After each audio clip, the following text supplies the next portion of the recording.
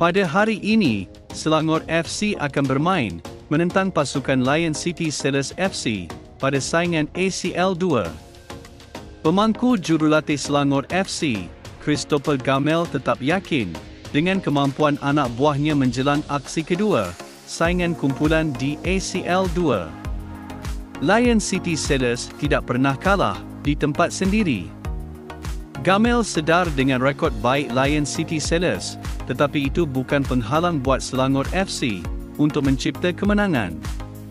Selangor FC perlu menang perlawanan ini selepas tewas di match pertama.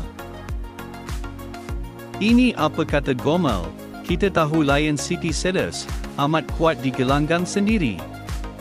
Tetapi kita mahu bermain permainan bola yang bagus. Dan jika kita lakukannya, kita boleh mendapat keputusan positif. Pasukan akan berjuang untuk memastikan kita meraih mata penuh. Keutamaan kita sekarang adalah untuk pasukan Selangor. Saya tidak tahu sama ada kita boleh menamatkan saingan peringkat kumpulan di kedudukan pertama atau kedua, kerana kita tidak mengutip sebarang mata ketika ini. Justru, saya rasa pasukan perlu memanfaatkan peluang untuk menang hari ini, kerana ia adalah perlawanan yang penting. Meskipun hanya membentuk pasukan ini kurang daripada 4 hari, saya percaya pemain cukup bermotivasi dan faham dengan falsafah bola sepak yang cuba saya terapkan, kata Christopher Gamel. Gamel memikul tanggungjawab sebagai jurulatih interim Selangor selepas kelab itu membuat pengumuman merehatkan ketua jurulatihnya, Katsuhito Kinoshi pada Jumaat lalu.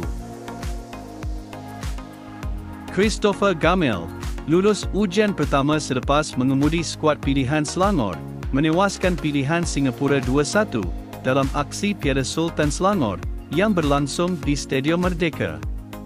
Ketua jurulatih Lion City Sailors, Alexander Rankovic menyifatkan, skuad beliau tidak mempunyai sebarang tekanan bagi menghadapi pasukan Selangor dalam aksi kedua ACL 2. Menurut Alexander Rankovic, skuad beliau sangat teruja untuk beraksi kembali dan kami tidak ada masalah untuk menghadapi Selangor FC.